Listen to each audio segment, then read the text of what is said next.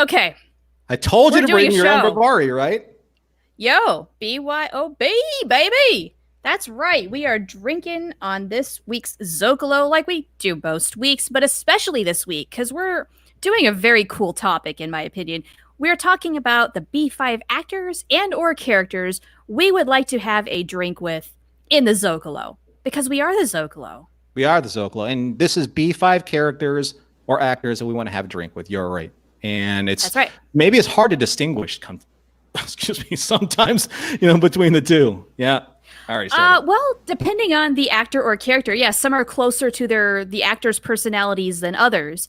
So, I don't know how in the world you did your methodology, but I kind of split mine into little groups of about 2 or 3 people at a time. And so I've got little themes.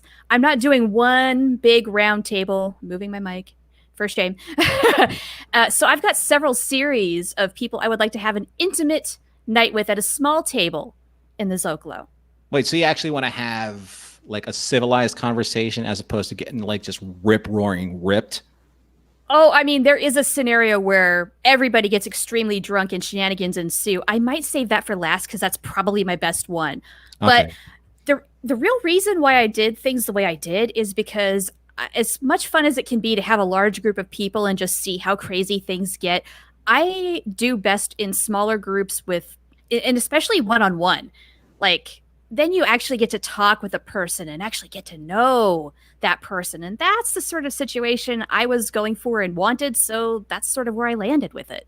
I kind of have like a different, like a set of situations. Like if I want to get like just crazy rowdy, this is the group.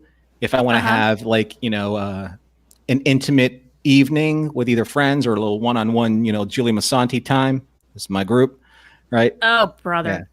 And if I wanted to do karaoke night, okay, everybody, this drink. is my group. Karaoke night. Ooh, right? We should have thought about karaoke night. Who would sing karaoke and what would they do? Maybe we'll do that as a bonus. Right. But before we get to that, we didn't introduce ourselves. Just in case you're new here, I'm Shar. That is Norm. We are your hosts. We discuss any and all things Babylon 5 on this show. Mm-hmm. Every now and then we do a deep space franchise where we venture out into other sci-fi worlds. And yeah, today we are doing a lot of Val 2. Val 2, which is the toast, the Minbari Centauri toast for getting completely hammered, passing out, transcending, and then just completely blacking out. And becoming one with your inner self. By the way, Super Dave. Yeah. Right there, man. Wakanda forever, baby. Wakanda oh my forever. Gosh, that's so sad. A life cut way too short. Unbelievable. My younger brother sent me this text. He goes, Black Panther. I'm like, yeah, I've seen it. Right. So I was like in the middle of like watching something else. Then all of a sudden I do the social media thing. I'm like, I better go, see what's on the feed. And then I read that. I'm like, and then I saw, the feeds and a lot of the responses. There was a picture of Chadwick and Kobe together. Oh, yes. I think I've seen this. And then somebody said, goes, would you ever have believed somebody earlier this year if they told you that these two would be gone before the end of the year? Right. Good God. Yeah. 2020. You're doing. Can you believe that Kobe was Kobe was like earlier this year? Yeah. That alone was enough of a surprise just because that was, crazy accident. Nobody was expecting that. But this hits a lot harder just because the poor guy, he was dealing with cancer. And somehow managed to keep it under wraps so nobody else knew, at least in the general public, which is very tough to do when you are as famous as he is. Yeah. I mean, and maybe, I don't know like what the deal is with kind of like the Marvel schedule now, and COVID's really kind of like put a lot of things on the boilerplate back burner. Absolutely. But this really is going. I mean, I hate to sound, like a callous capitalist, but the truth of the matter is, like, I'm sure Marvel's like, what are we going to do? No one can replace him. He is T'Challa, right? He is the Black Panther. Nobody can fill those shoes, not in the same way. So I'm sure that is the big question on everybody's mind now, is what they do next. We'll find out. Time will tell. But I'm going to I'm our first toast. I'm going to toast to Chadwick Boseman because Chadwick was Awesome. not only just Black Panther. I mean, I loved him as Jackie Robinson in 42. I loved him. You know, that was such a good movie. not a lot of people remember this, but there was a movie about the draft, the Cleveland Browns draft, that he was in. He was in that very kind of like not a small part, but it was with Kevin Costner and who else was in it? Who's the girl from Alias? Jennifer Garner was in it. No kidding. Yeah, it was the only reason I knew about this movie is because my brothers, who are huge Browns fans, are like, you got to watch this movie. I'm like, whatever, fine. Oh man, I'm so sorry they're Browns fans. Well, here's the thing: it's like sports movies. Like Cleveland is awesome for sports movies, like Major League. This movie, it was called Draft Day. Go figure. It's about the draft. Yeah. But the poor Browns, they just keep, they're like the whipping boy of the NFL. They are. At least they're one of them. It makes them legendary, It's true. And you gotta kind of love to hate it. Yeah. So he was in that, and then he was, what else did I see him in that I really loved him in? It's Thurgood Marshall, Chief Justice. Oh, okay. Yeah. Oh, okay. I didn't know that. That's cool. But Black Panther was on last night. TNT had a showing of it, and at the very end, it was in memory of Chadwick Boseman. I'm just like, I know, just damn, way too young. So let's salute to him, a true hero. Wakanda forever. Yeah, it's so good, right? Yeah, a good man, incredibly good man. I mean, you couldn't ask for a better role model. Yeah, he fought through those, his treatments and stuff like that because he felt he owed it to, his fans, these young Black men who wanted a Black hero, and he wanted to give that to him. He wanted to make sure that he gave that to him. So, he knew the weight of that responsibility. Yeah, so Black Panther, I think possibly Captain America Civil War, which is the third Captain America movie, and then the Avengers movies, he was fighting through that. Yeah, the last few years, it's amazing that he had the stamina and the ability to get through that all. Yeah. Well, that's pretty heavy. How about we get a little lighthearted? Now, let's get into some comments. We've got folks joining us. Hello to BC. Thank goodness you're here. I'm so glad you're here. For real. And Super Dave, hello. How are you all doing? Whoops. Wrong banner. Glad you are here. ABC is airing Black Panther tonight. That's fantastic. I would like to give it a watch. Right after this, though, I'm doing SETI Alpha 3, which is a Star Trek podcast on the Nerd Party. We're going to review the latest episode of Lower Decks. Nice. So I have a hard out at 5. Just letting you know. That's with Darren, Daniel, and Philip. Oh, Philip's son? Oh, that's right. That's right. It was the old Earl Grey crew, right? That's right. That's right. And now they do SETI Alpha 3. And Philip is my writing partner, whom I'm writing an audio drama with right now. Yeah, we're breaking episode 2 right now and rolling things along, baby. Terry Lynn is here. Hello. Hi, Terry Lynn. All right. So I do not know exactly, like, how many. Do you have a whole lot of subsets of your groupings? Like, do you want to do one big one and I'll do a couple small ones? How do you want to organize tonight? Well, we didn't talk about this. Right, and which makes it even more fun, and we can drink a little bit more along the way. But when we first kind of started talking about this, obviously one of the funniest scenes is the scene with Lanier and Veer. They're talking about hell of a day, hell of a life, hell of a year, hell of a 5 years, hell of a life. They were at the Zócalo, and Minbari. It's not that they don't drink; it's that they shouldn't. You remember, because Lanier says that they would go psychotic. They would have a psychotic break and murder everybody in the room. That's why he had a Shirley Temple. Right. So the first group of people that I would want to drink with were our Minbari. I'm just kidding. I would never drink with Minbari. They don't drink. I think it's it's against their spirituality. Right. You suppose that's what it is, or is it just the physicality that's just they go bonkers? Possibly a little bit of both. Little column A, little column B, right? Fair enough. So the first person, I think, say on a long, I was part of a long trip between here and Mars, I think I would probably want to kick a few back with Marcus. at first. I mean, it drove Franklin insane, but you're saying that if you could just have a couple, you'd have a good time. Like, think of like a long like road trip, which is that they're road trip buddies, right? And you know, you said you got anything to pass the time, and it's like, oh look, you know, it's kind of like a shuttle pod episode, you know, with you know, with like Trip and Reed. And they just find this bottle of booze like somewhere in like all the cargo, and it's like, well, we got to pass the time somehow, because that's like the best way to get to know someone that you kind of know but don't know. Yeah, right? Totally. Yeah, and the alcohol kind of, you know, loosens you up a little bit, and you start having a good time, and after you've had enough, the truth starts to really come out. Yeah, then you start talking about T'Pol's bum and, you know, that kind of stuff. As only Reed could. So I'm just kind of like, maybe that's when Marcus would have, I don't know, maybe opened up about Ivanova a little bit more. That could be an interesting conversation, wouldn't it? Yeah. And then, you know, he goes, you have a bottle opener? No, just hold this. You know, the staff like cracks the bottle open. I just think that I think that both Marcus and Jason Carter would have been really fun to drink. I have them both on lists, baby. Yeah? I do. Absolutely. Yeah.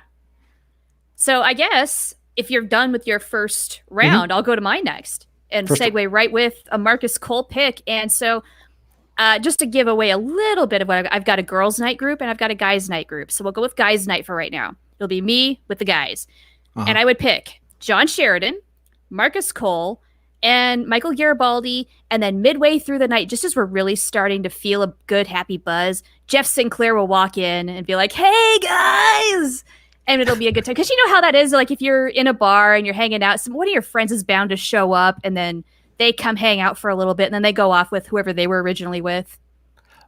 Yeah. But who is, okay, so you have Sheridan there, right? Earlier. Yes. And then John Sinclair Sheridan comes in later. Yeah, I'm going to the bar with John, Marcus, and Michael. Yeah. And then Sinclair shows up. Yes. Yeah, absolutely. So here's why I picked this group is John Sheridan is kind of the nice, balanced, thoughtful guy. He's going to spark interesting conversation. Let me tell you about my socks. Yeah, right. The things we never really needed to know about, but he'll tell you anyway. All sorts of dorky stories. He'll talk about oranges. I mean, whatever's on his mind. It'll be great. Michael Garibaldi is going to add some sparks to the conversation. But then you've got Marcus, who's a little bit of an outlier. You don't really know which direction he's going to go.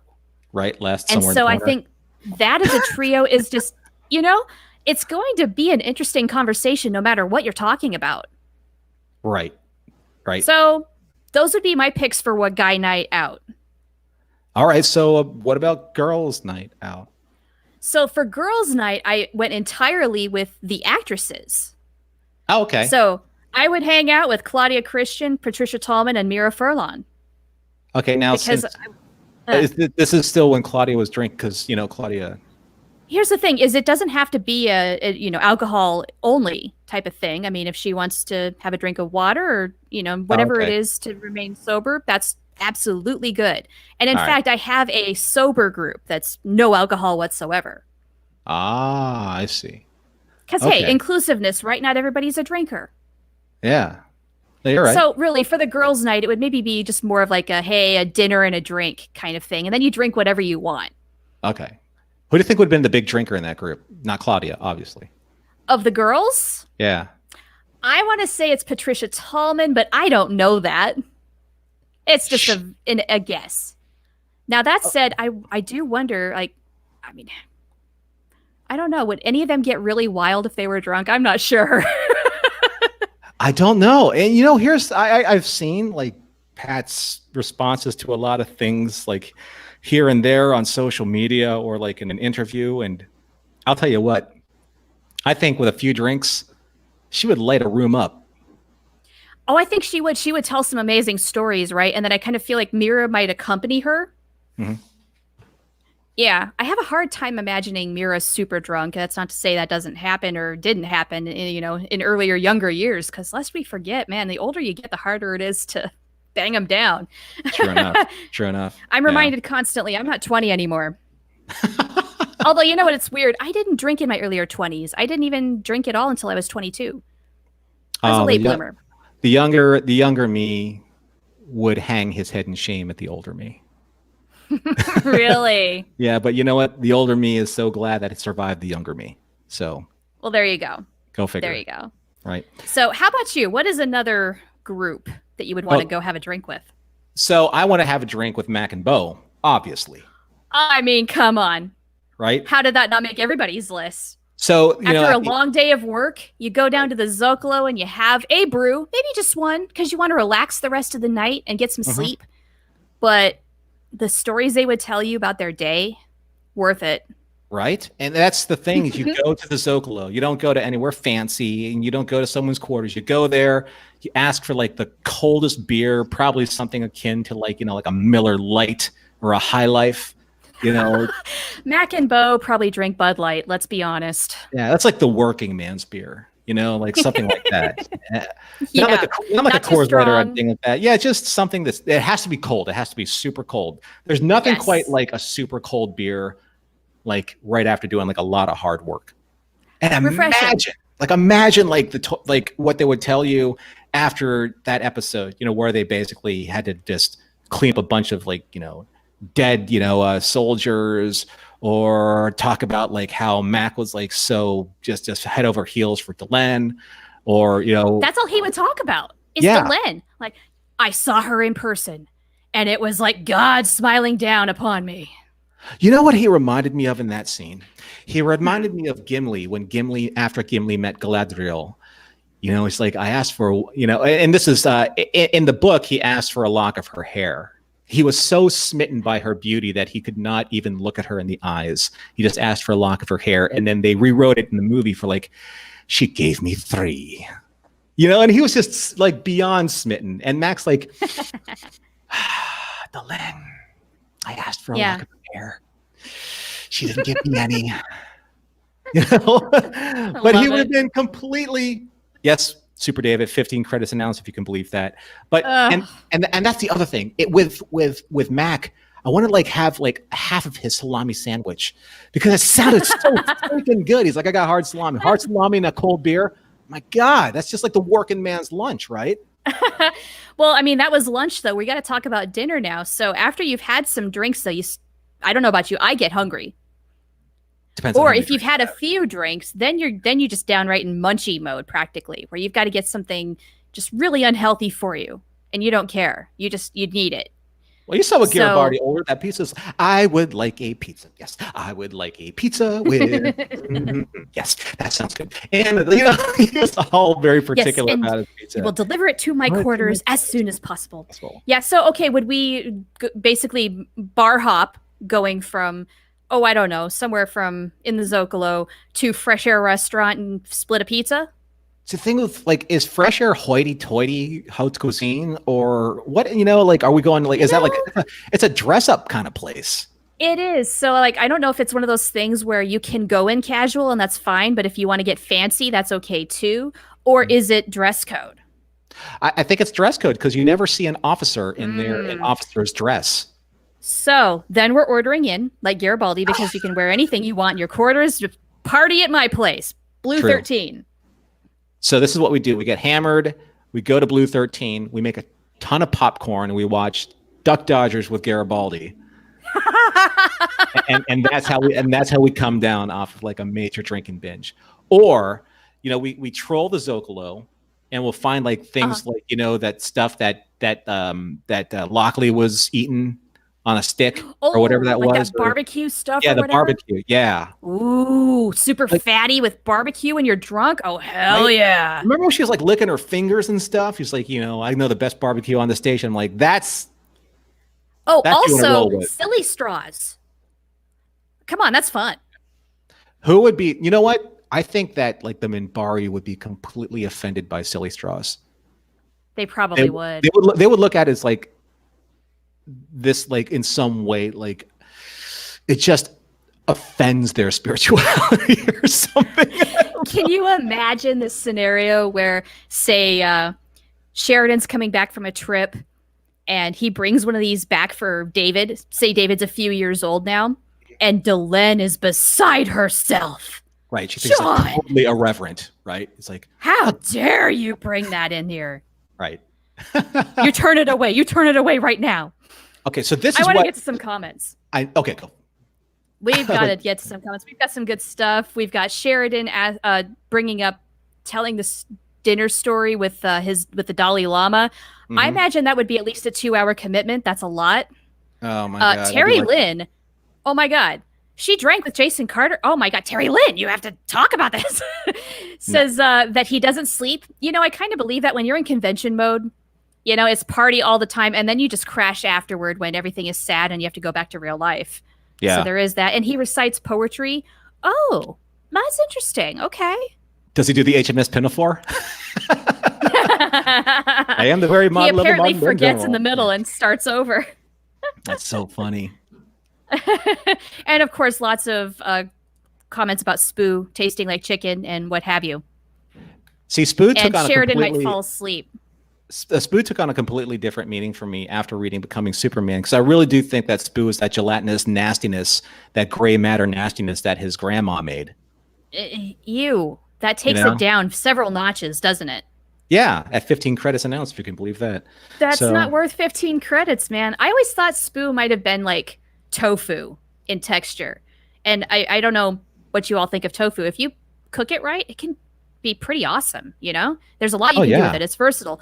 But if you're thinking of like just meat goo, like you're talking about here, whatever's left over, I'm just profoundly losing my appetite over that. Yeah. It's a PG show. We're not talking about meat goo on this show. We really can't go any further. No, we can't. Yeah. All right. So I think I took 2 rounds here. So why don't you go with another one? Well, I mean, I did Mac and Bo, but yeah. So the next group, I mean, I would love to like kick back with security and drink with Lou Welch and Zach. Right. And you know what? If you give them enough alcohol, they would tell you secrets you're not supposed to know. Well, see, what I'd like to do is I wanted to drink with Zach when he was on Night Watch.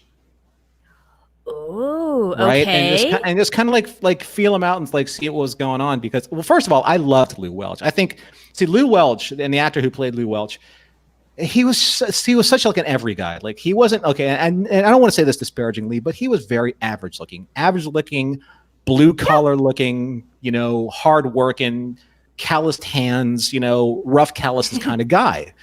Yeah. He's the work hard, play hard type.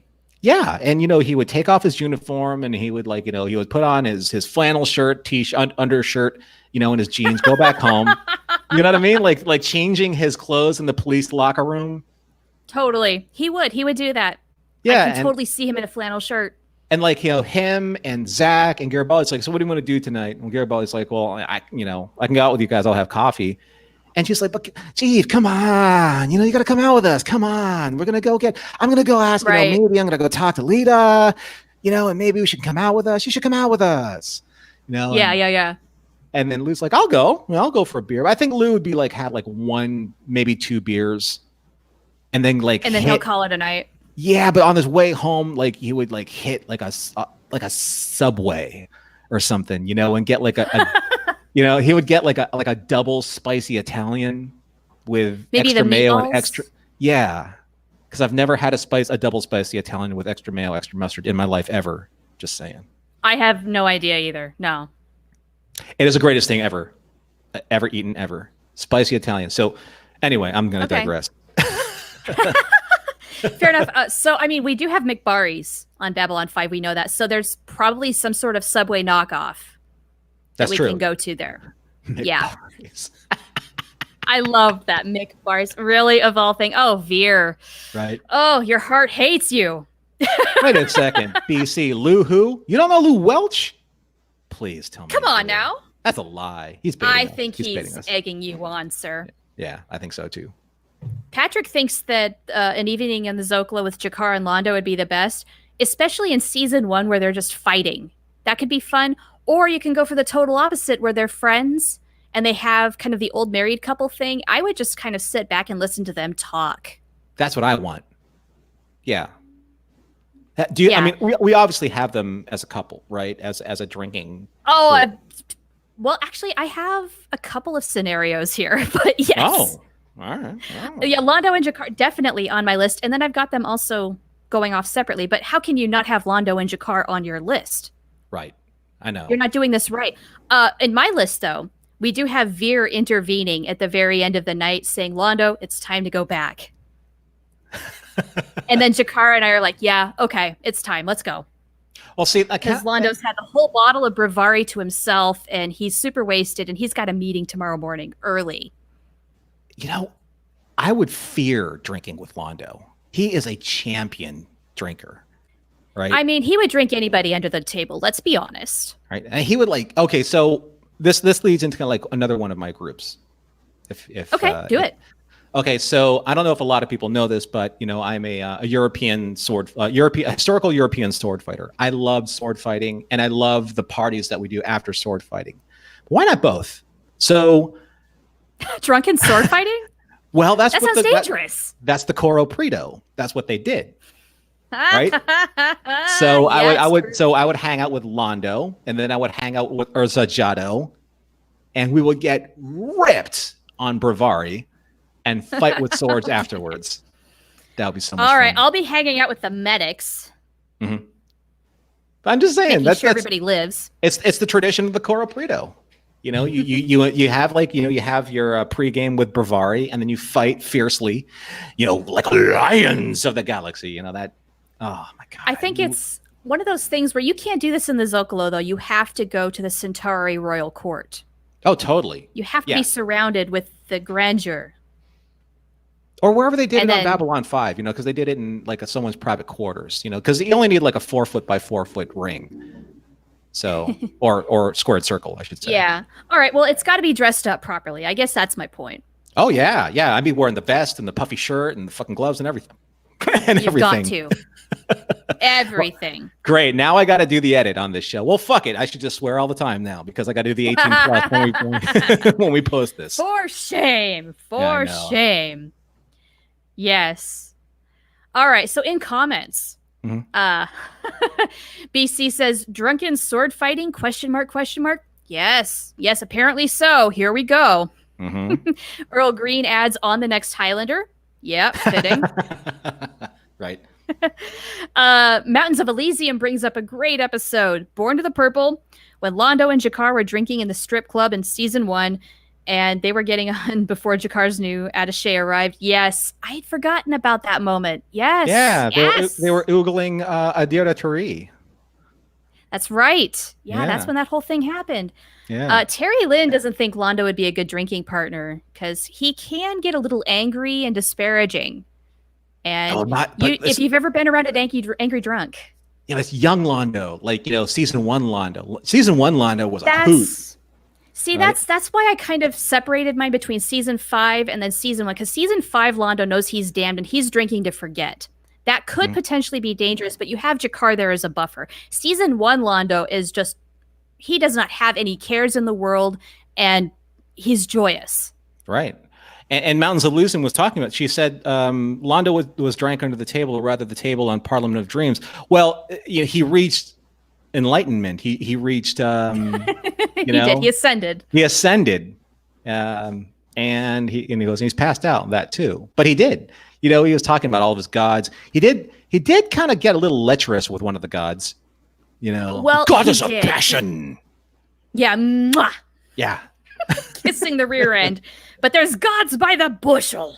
Yeah. Gods by the pound. So good. God, I love Peter Jurasik. I love season 1 Londo so much. You know, when you look back at how much he changed and then you remember that guy, you can't help but think, gosh, I miss him. Yeah. Londo was a fireball. Yeah, he was fun. Yeah. Yeah, I would go have a drink with season 1 Londo probably any day, unless I was already really worn out because I wouldn't be able to keep up. So how about we shift gears for just a short moment? We'll have our little interlude here. I want to do the sober version of our drinking table here, where say we do it's dinner and hot chocolate or a Shirley Temple or what have you, but we're going to do Addicts Not So Anonymous. We're going to have Captain Lockley at the table, Jeff Conaway, because in the 90s, Jeff Conaway was doing great. Yep. and Michael Garibaldi and Claudia Christian. Mm-hmm. We're going to get them together. And this is probably going to be a serious and deep conversation where we're talking about a lot of issues about what you go through, you know, as an addict in the face of drunkenness, watching people at other tables just getting shit-faced because screw it, we've already ruined the rating for the night. I'll change And you're kind of looking at him and you're just like, not tonight. It's okay. Yeah. And sometimes that happens. Sometimes it's like, I don't feel like it, right? I'd rather have a quiet night with friends, good food, good conversation. Exactly. And when you're with folks who cannot choose to drink, it's a choice that you're making very deliberately, and you're all trying to kind of, I don't know, I guess kind of deal with that, because when you are trying to overcome an addiction, it can be very triggering being in that kind of environment. Mm-hmm. You don't need alcohol to live, but if you're around it, that temptation multiplies by exponents. So it would be one of those things where you're there in solidarity, in spite of the drunkenness around you, and you're still having a good time. Totally. I mean, that's the thing. It's like, no one says that you have to get, rip roaring to have a good time. Some of the best nights I've ever had were, completely devoid of any, like, substance free of every substance, and except for incredible good food and incredible good conversation. Mm-hmm. Which, hey, they're drugs upon themselves. Exactly. Yeah. Almost worse. Right. Well, they're highly intoxicating, are they not? Oh yeah. I mean, I literally just had like a 2-3 week bender on freaking ice cream cones. Drumsticks. Ooh. Well, I mean, sugar. I do not believe the studies. For breakfast. I had 3 drumsticks for breakfast one day. Ooh, getting on the sugar treadmill early. Yeah. Well, that'll do you in, but you will feel really good for about what? How long did that last? A few hours until I had to have more. Oh, did you? Oh, and that's just it. You have to keep going to maintain that. I'm like, that was a craving. It's like, I don't know. Am I pregnant somewhere? Because I was like, I had the weirdest craving for like the last couple of weeks. Only if you're doing the stereotypical pickles and ice cream. I was close, but here's my big thing now. Like, I'm big on, like, I'm pseudo vegan, but I'm like having vegan boneless buffalo chicken wings. I can eat the shit out of those. Oh, those are good. I've had them. Yeah, Morningstar Farms. So I have Morningstar Farms boneless chicken wings, and then I have vegan honey mustard. I have guilt. I have no guilt crushing those on a daily basis because I'm not killing anything with those except for myself. So, which is fine. But you're doing it with gusto. Yeah. So Mountains of Elysium's actually read my mind because Dodger, Hunk, and I can't remember the Asian guy's name, but the Gropos, right? Oh, shoot. Yeah, what was his name? I always forget his name. It's not Wang or Chang or. Nah. No, it was something else. Dang it. Well, here's what we need to know. Neither of them, and then just Dodger for me, right? So. You would take Dodger home at the end of the night. Well, I think Dodger would probably take me home at the end of the night. She would let's be honest here. Yes. She would have me over her shoulder and then throw me into a chair. And then she would go hang out with Garibaldi. She's like, what a lightweight. Right. Because she was, she was tough. I don't think I could hang with Dodger as much as Yang. There you go. Yang. Okay. Yes. Yeah. I couldn't. I don't think I could hang with Dodger. Dodger was she was tough, man. She was one of the guys. She really was. Yeah, she could hang with them. Those big dudes too, Yeah. But I think that would be fun, like hanging out with those guys and Kefir. Okay, I have no problem with Kefir. I really don't. I think it was more of an actor issue than the character. Was it Robert Russler? I don't really had a beef with him. I know that he got kind of like shoved in there, but he didn't even really have a chance. Right. He didn't get like the best parts and he didn't even really get good lines. But that scene where he's hanging out with them was pretty good. Right. It was all right. Yeah, I think there were things behind the scenes and the fact that the network is the real push for creating that character. I think JMS kind of felt like he had to shoehorn that in to appease them, if I'm recalling correctly. Yeah. So, I mean, that issue, one way to piss JMS off is to make him do something, right? Like that. Yeah. But Right. I mean, as far as Kefir goes, like the actual character, if he would have stuck around, that might have been cool. I Yeah, think so. I agree. Yeah. Yeah. And I mean, lower decks, right? That's the great thing happening with Star Trek right now. I am here for it, but B5 lower decks would be something like Kefir and Zach, and I would actually consider Lita lower decks. Right. she would probably hang with the lower decks because the senior staff is just constantly asking her for favors. Totally. Right. Okay. So Lita literally like is what we were talking about before, like somebody who was asked to do all these favors and never compensated for her talents. Oh yeah, Right. off screen we were talking about how people expect free art. Yeah. Like art or free talent, but mostly free art. And that's people that's want it, they don't want to pay for it. we have like literally like we would be able to like break down Lita in for a couple episodes, what happened to her, her trajectory. That would be really good. Add it to the list, baby. Let's do that. Yeah. Okay, so you rolled up to the Zócalo. Like, what do you? Because we saw Zima. Of all things that survive Zima, you can't even have Mike's Hard Lemonade. Come on. That's because there were shitloads of tonnage of Zima that nobody bought. It just lasted survived that long. all this time. Survived all this time. And you know what? Maybe over the centuries, it did some weird fermentation where it ended up really good. Made a comeback. You are far too much the optimist with Zima than I am. I drank I've Zima never had once. a Zima. I have no idea if it's good. So when I was in art school, there was a guy. He was a buddy of mine, and he would like come in. We would like have drinks. I was hitting the beer at the time. I wasn't the brown water guy, and they would come in with Zima, and I go, "Get out! All right, just get out with that stuff." He's like, "Dude, it's low calories and it's really fruity." I'm like, "That's the point. Get out." Unless you're compensating for those lost calories with a pizza or some free chicken wings, you're getting out of my apartment. Right? That's funny. Speaking of which, okay, so we talk about drinks and all that kind of stuff, but when you walk around the Zócalo, like, what would you want for the munchies part of the evening? Ooh, boy. Right. Okay, sober or not sober? I would say not sober, like at the end of the evening. Because remember the other day you said it's like going to go get a pizza. You had it with green peppers, which tear me up, even though I love them.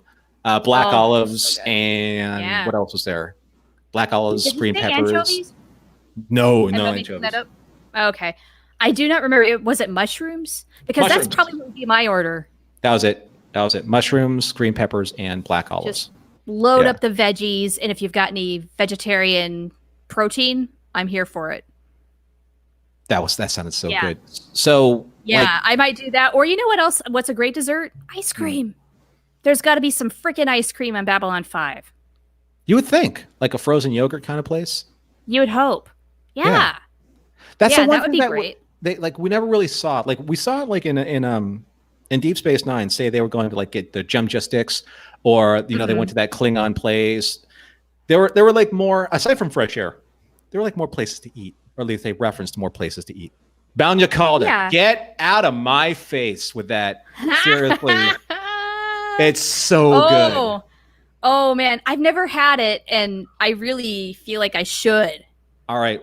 So whenever this thing gets lifted, we're going to the Stinkin' Rose. That's on La Cienega. Okay. Yeah. And they have Magna Carta? Because I'd had that for which birthday was that? My birthday, right? So I mean, it literally is like what Garibaldi said. It's like a fondue pot of olive oil, garlic, anchovy paste. It's not vegetarian safe. Shit. Well, vegetarian anchovy. I'm a vegetarian. You could probably get that taken out. It could just be just like olive oil and garlic, right? I mean, bread. Sign me up. Oh. Yeah, olive oil and garlic. Yeah, I'm here for it. I'll have to find the picture of it. But when I opened up, when I was at the Stinkin' Rose, I opened up the menu and it just said that. Is it on the top? It was like one of their signature things, right? And I said, two for me and whoever's sitting with. I'm just kidding, no. But it was my god, that's great. It was really good. You will be sweating. I tell you what. Yeah, you'll be sweating garlic out of your pores at the end of the night, though. It's good. Yeah, we have got to get together in real life sometime. Even if there's outdoor dining, let's do it sometime. I'll come to you. What was that Mexican place we went to with that really good burrito? Oh, Max's. Yeah, do they have outdoor dining? I will check because you know we were just talking about them today, my husband and I, and we're probably gonna go there later this week. Yeah, because I told you like earlier, I was like, dude, I haven't had like really good Mexican food since the shutdown. You know, It's too bad. See, I've been living off of it as far as takeout goes because we've got really good stuff here. LA is the best for Mexican food. Oh my god. True that. We really do have tacos trucks on every corner. The funny thing is I told Ashley Robinson when we were doing Lower Decks together, I said, we got to get like a group of people to go out to Cerritos because that was my place. I know all the good food places in Cerritos. Awesome. Can I please join you? I would be happy to go to Cerritos. Yeah, we'll food crawl that place. We'll freaking my god, burn it to the ground. It'd be great. I got like 5 easily off the top of my head, like Filipino restaurants we can go to in Cerritos. It's amazing. I'm down. Let's go. So Super Dave has my pick for Super Munchies, by the way. If I'm super drunk and I don't care what I'm eating, let's get some fries at McBarry's, baby. Yeah. And McBarry's barbecue sauce. I mean, I don't like McDonald's, but their barbecue is bomb. What do you think? Okay, so McBarry's, right? That's like a Minbari McDonald's, right? Yes. So there's probably some modifications on the menu. Just think of like, it's got to be like the healthiest fast food you've ever eaten, right? So you could probably get like what, Flarn burgers? Right. Like everything is made out of Flarn. And could you imagine but that? It's like, really greasy Flarn. Let's be honest. Imagine like the days of prep at McBarry's, because if they screw up the religious preparation of that food. Or do the workers not care? Because they're not getting paid enough to deal with that. But there would be Minbari, right? There would be worker cats. Not necessarily. I mean, it might be a Minbari franchise, but they might have a variety of workers who just, they let some things slide. That would be hilarious. Like if they had other people like preparing Minbari food, but not going through the Minbari rituals. It's like the only way we're going to be able to deliver food. This is bullshit. We don't have time for it. Yeah, enough of this worker cast, religious cast stuff, like ever. Oh my god, that would be fantastic. Hey, BC, by the way, the fire is out on the mountain near Azusa. That's the fire that's been closest to my neck of the woods as of late, because we are in SoCal and fire season is very much upon us, as is NorCal. I hope things aren't burning quite as much as they are in your playground. And so, yeah, things are good, at least for now. And it's been actually relatively decent the last couple of days because the heat's going to be coming back. Yeah. I know. I saw that and I cringed. No, we don't want it. Sad. Super Dave, so Super Dave invoked the magic word pancit. Pancit in it's basically Filipino noodles. They're cellophane noodles. Yeah. I could like destroy, like right now with a medium buzz, I could destroy like a freaking, like one of those giant aluminum trays worth of pancit. My mom, I felt like I was like Italian. My mom make like the best pancit like ever, right? I love my mom's cooking. Sounds good. Oh my God. I can't wait to take you to Cerritos. We're like, oh my God, we need to go to Cerritos. Right? Lower decks. So yeah. I love that so much. So I usually I'm pretty good with diets, but anytime I smell Filipino food, everything's off the table. Everything. I don't care like how disciplined I am. I don't care if I swore on somebody's life. Someone will die and I will gain like 20 pounds that day. It doesn't matter. Nope. Sorry. Yeah. Filipino food trumps everything. Everything. And especially my mom's. Yeah. Hell yeah. Okay, so we're trolling. So back to our topic at hand. Yes. We're just getting hungry. Well, I mean, that's the thing. We're drinking. We're getting hungry, right? Okay, so for a really introspective conversation, here's a lineup that I have.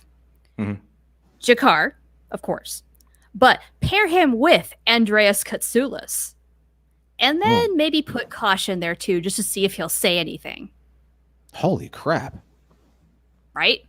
I mean, you either have to be extremely drunk to get any of it, or you'd better be stone cold sober to try and keep up. Well, I think that you're going to be like taking substances of completely different, like, weapons grade level. Right?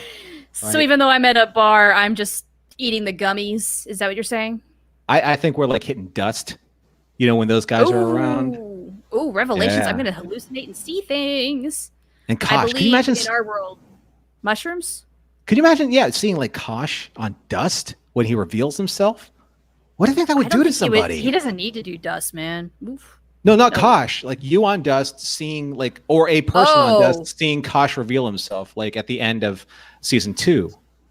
What in the world? It would probably be like in the latest episode of Lower Decks where you see the koala and you don't know why, but you can be everything. Why is it burned? It's not supposed to feel like this. That's what that would be like. It would be exactly like that. Yeah, that would be so weird. But I think that, as much as I'd love to joke, because I'm having such a great time right now. Same. Like sitting down with Andreas, with like him smoking and me having a pipe, and like having some, like maybe because he's Greek, so maybe having some grappa, would be, and like sitting out at a table somewhere, like outside in a restaurant, maybe in downtown LA, having some like grape leaves or some Mediterranean food. God, hell yeah! Damn, would that be awesome? This episode is making me so hungry. But just letting him like just go, and like with the whole thing, like talk about the ham, like so. Andreas, can I ask you about the ham story? Whoa, And he would go on for like what, maybe about 45 minutes. Yeah, and I would be there like, oh my god, it's like the way like when amazing. That's how I felt when I was like when we were interviewing Walter for Mission Log.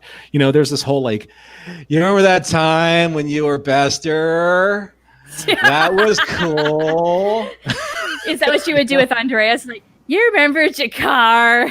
In that my was heart, so cool, dude. That's how I felt on the inside the entire time with Walter. Like, that time on Star Trek when you were, doing that thing? That was awesome. I mean, it's like that's on the inside. And on the outside, it's like, you know what that is, Walter. That's Star Trek Las Vegas when you spot one of the Star Trek actors at the Masquerade Bar. Mm-hmm. And for those of you who have been there and know what I'm talking about, you just know because I've done it. I have been drunk in an elevator with more than one Star Trek star, by the way. Who's your favorite run-in drunk? Joel Grey. Joel Grey? Yeah, Joel Grey was at Star Trek Las Vegas 2015, I think. He and Kate Mulgrew did a panel because they did that Voyager episode Resistance together. Oh, that's right. And yeah. He was walking around in the casino. I was eating dinner at one of the restaurants out there, and I spotted him, and I'm like, I'm going to go say hi. And so he's just there, minding his own business. Mr. Grey, I just want you to know how much I love you. I mean, I really did the stupid thing. And he's just like, oh, thank you. And like, thank you so much for being here. I can't wait for the panel tomorrow. And then I let him be. And thank goodness for that. I didn't embarrass myself too bad. Oh my God. It gave me the courage to go up there and say hi to him, because otherwise I knew I wouldn't have a chance. I just put this together. I can't believe I did not put this together until now. They were in Remo Williams together. Yes, they were that too. Yes. Well, they talked about that in the panel. Yeah, see, that's what I would ask. It's like, dude, I loved you as Chun, because like I love Remo Williams. And I can't believe I didn't just put that together until now. Oh my God. Yeah, and he's done tons of stuff on Broadway. So I was like, well, sure. Yeah, sure. I wish I could ever get to Broadway and come see you, because, well, now that will probably never happen, but just like, hey, look, I admire your work as much as I have from a distance, basically. But like, yeah, you were on Voyager. That was so cool. And Jennifer Grey is his daughter, right? I believe so. Yeah. Yes. Yeah.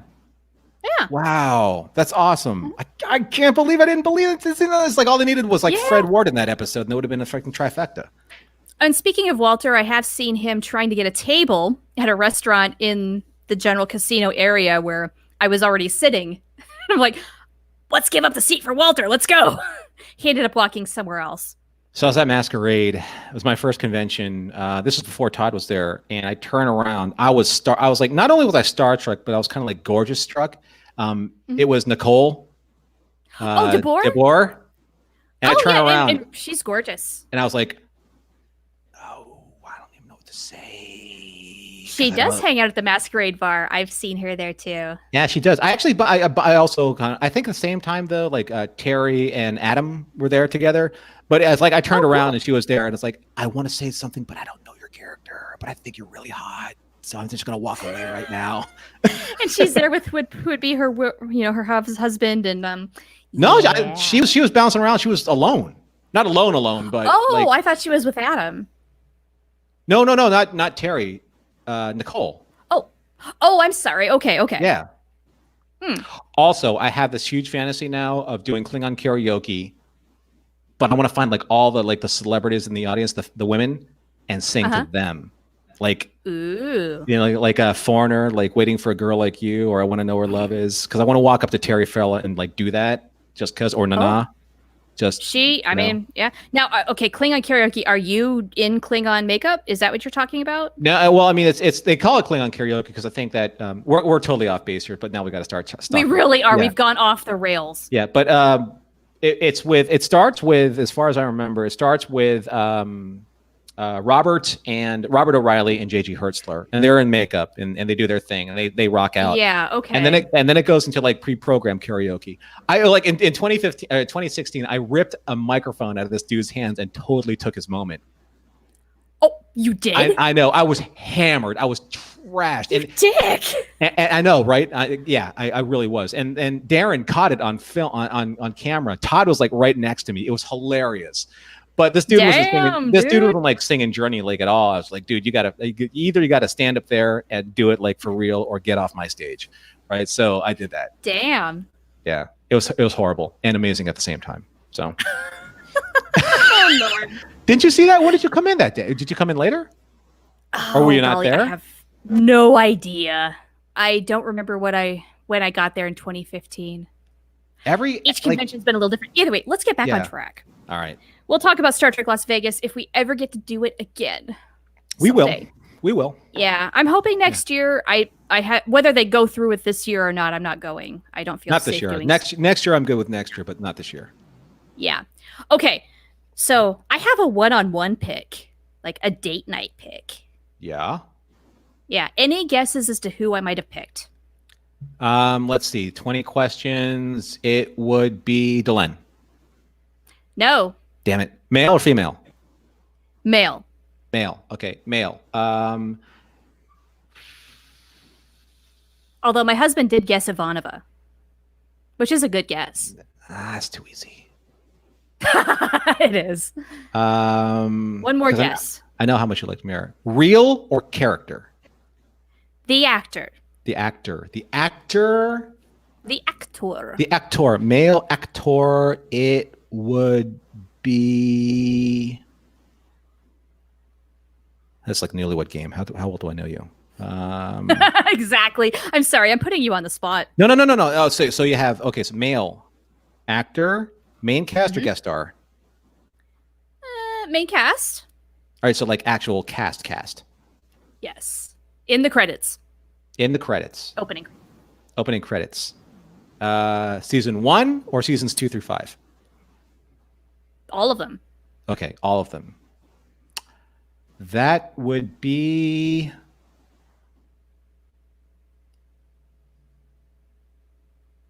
Peter Jurassic. No. Damn But that's a really good guess. I mean, honestly, if I could have a one-on-one with any and all of them, I sure as hell would. No. Richard Biggs.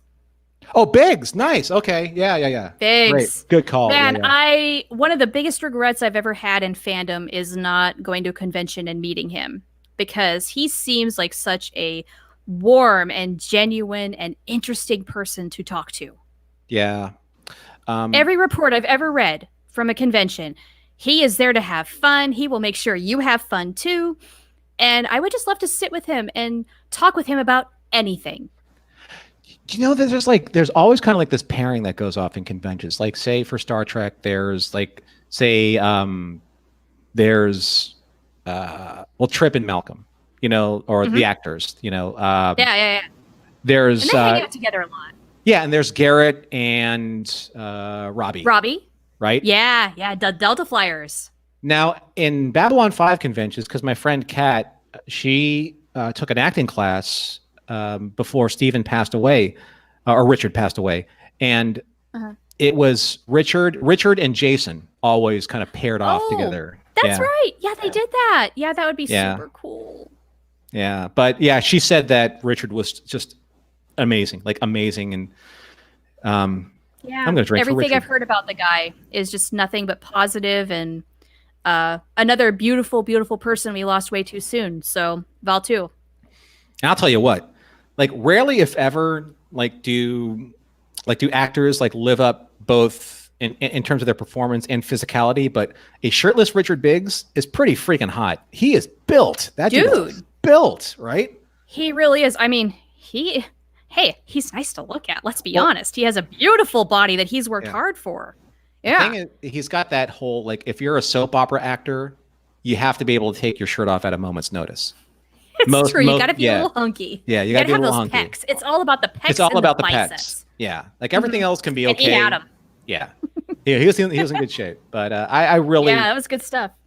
I think that's a great call. That would be a super great one-on-one for sure. That would be a memorable evening for sure. No matter what we talked about, it would be interesting. I'm sure I would probably learn a lot, and it would just be a very pleasant experience. What's not to love? I know this may be, I'm going to throw you a curveball, but who do you think you would never, ever, ever expect to end up with at a convention bar, but would be okay with if you did? Ooh. Like just out of the blue, like all of a sudden. Because sometimes, some people will... Actor-wise? Character-wise?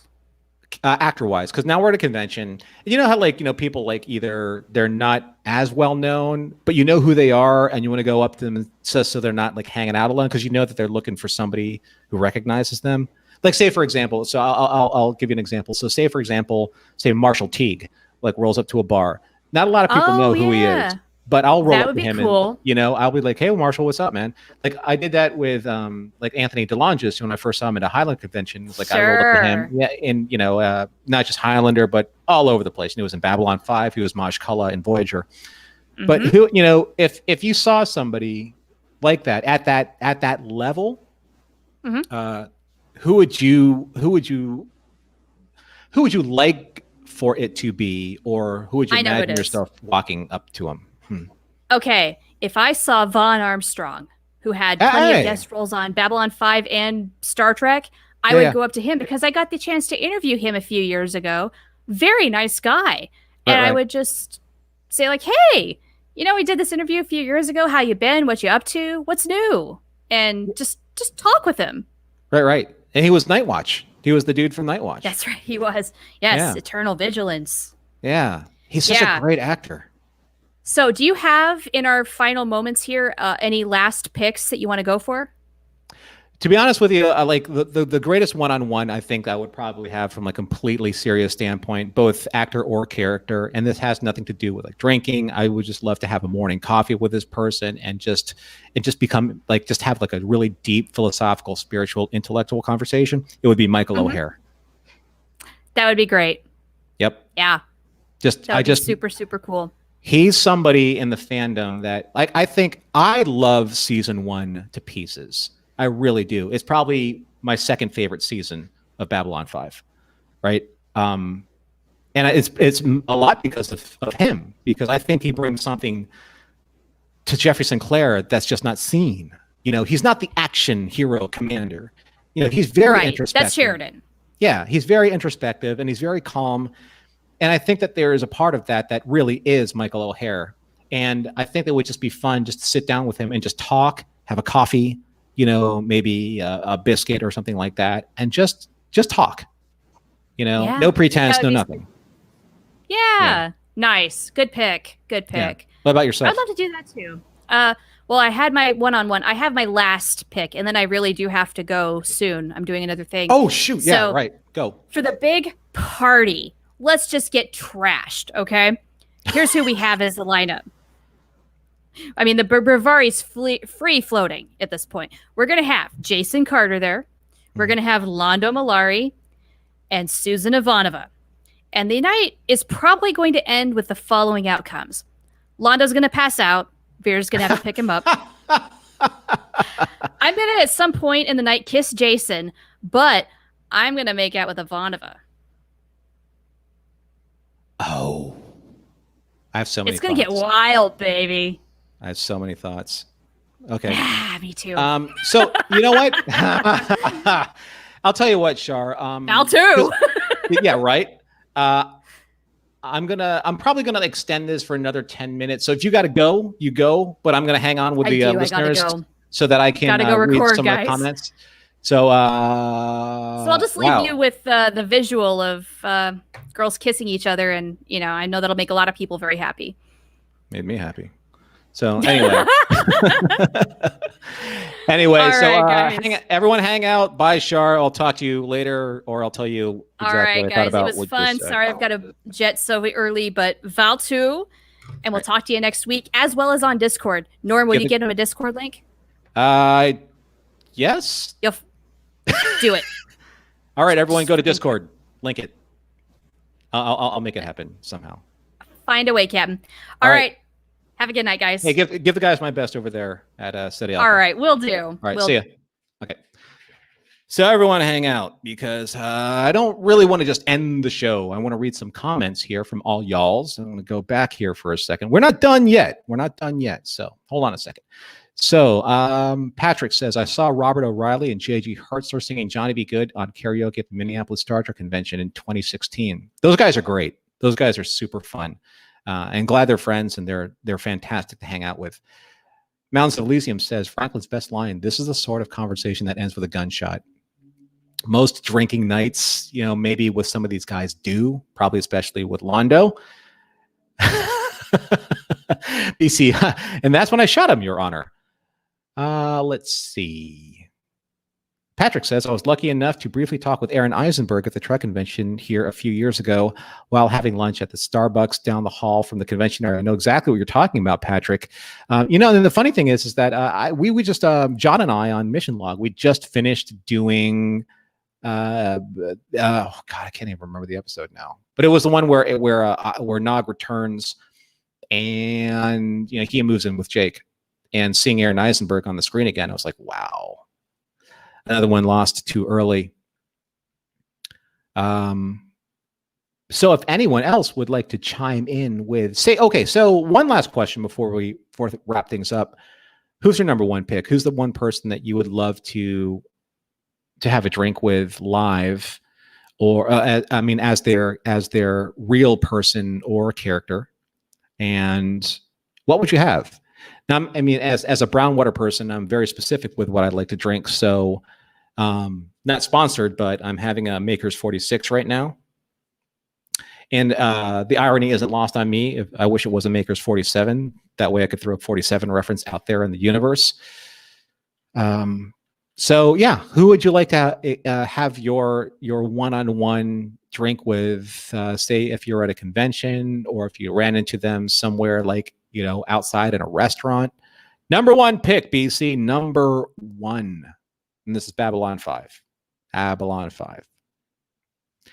And I really did mean it when I said Michael O'Hare, because I think that in all of the celebrities that had a chance to at least understand or get to know, at least across social media and videos and research, Michael O'Hare, he's still somewhat of an enigma to me. We know Bruce Boxleitner, obviously, we see a lot of what he has done in the past. He's been a hero of mine since Tron, and all the other actors, have gone on to do great things. BC, great pick, BC. Marjorie Monahan, I think that's a great pick. I would ask her about, say, her other roles, I loved her in Voyager. I thought that whole thing with Beowulf, that the Beowulf storyline in Voyager was pretty cool. And if it weren't Michael O'Hare, I think I definitely would have wanted to sit down with, say, Bruce Boxleitner, because, well, Tron, right? And his love for John Carter of Mars, because he's a big John Carter of Mars fan. Earl Green says, real person still living, probably Peter or Jason. Yeah, Peter or Jason would be great. I think Peter Jurassic would be a fantastic, just sit down and kind of get to know kind of person. I think Jason would be a lot of fun if you just wanted to kind of tear it up. Terry Lynn, yes, of course, yes. Wine and a bite with Mira. What would you have? What would you order? What would you eat? Mountains of Elysium says the entire cast all sound like great people. Jerry Doyle and Michael O'Hare, hard to choose between. They are both past, and I will not reload because I am at my limit for today right now. So I'll drink whatever I have left here in their memory. Yes, Jerry Doyle would have been really interesting because he was pretty staunchly political right, and it would have been just fun to hear him rant. Not that would like agree with him, but it would be fun to hear him rant. So anyway, I just wanted to, I didn't want to just say, hey, Shar, say, bye, gone, see ya, go do your thing. I just wanted to thank everyone here for joining us again, for spending time with us, for Shar and myself this afternoon, taking time out of your afternoons with us and to continue to be part of this community. I do not have the link for Discord, but I think most of you here are already on Discord. So please take the conversation further there if you would like, and let us know who would you like to val to with when it comes to either drinking with a Babylon 5 character, either real or the actor that played them. I also think Billy would be great. We didn't actually talk about Billy a lot. Now, here's the funny thing. So I did run into, and this was at a Highlander convention. I did run into Tracy there, and Tracy was escorted by Robin Atkin Downs. Maybe they were just because they were in LA together, maybe they're friends, but Tracy Scoggins played Cassandra in Highlander for a couple episodes, and she was really good. So I had a chance to meet her at a Highlander convention, which was super fun, super cool. And it's kind of like, it's neat when you can double up on your fandom. It's like, she was in Highlander and she was in Babylon 5. She was in a TV show long time ago that I loved called the Renegades. I think it was called Renegades. It was all the way back with like Patrick Swayze. This is like right after like the Outsiders was like a big thing. So anyway, I digress as I usually do because I have too many things swirling around in my head. So anyway, thanks everybody for joining me and staying with me and joining Shar and I for this discussion. We'll be back next week on the Zócalo, same Zócalo time, same Zócalo channel, 4 p.m. Pacific, and that would be 7 p.m. Eastern. And be good to yourselves, stay safe, have fun, enjoy life, and we will see you on the next episode. Take care. Oh, be seeing you.